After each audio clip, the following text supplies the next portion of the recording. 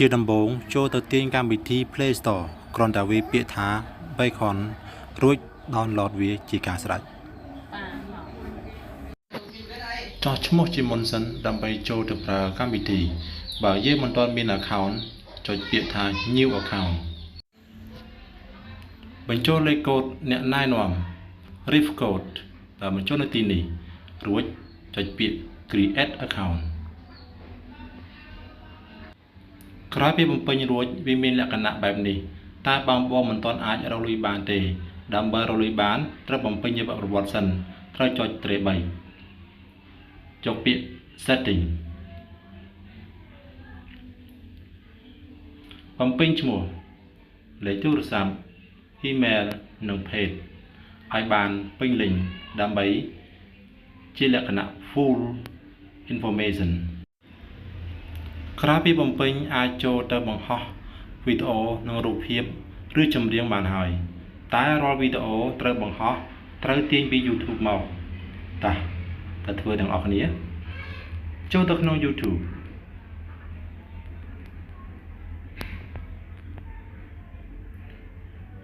ចុចយកចុច3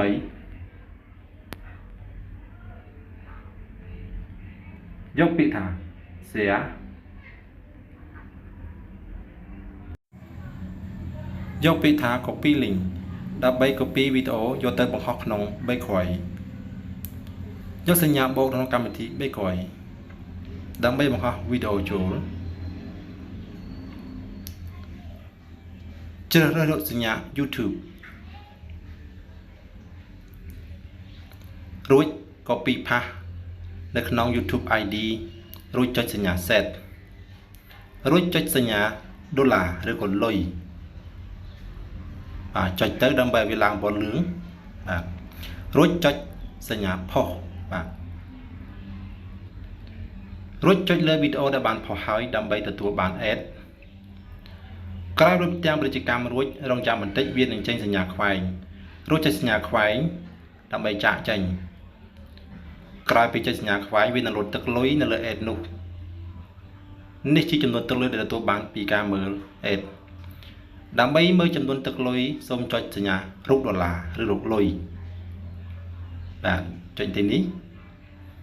គឺទឹកលុយដែលទទួលបានពីការផុសហើយមើលខ្លួនឯងបើមានគេមើលច្រើនលុយកាន់តែច្រើនដើម្បីបានលុយច្រើនត្រូវមានមនុស្សនៅពីក្រោមបានច្រើន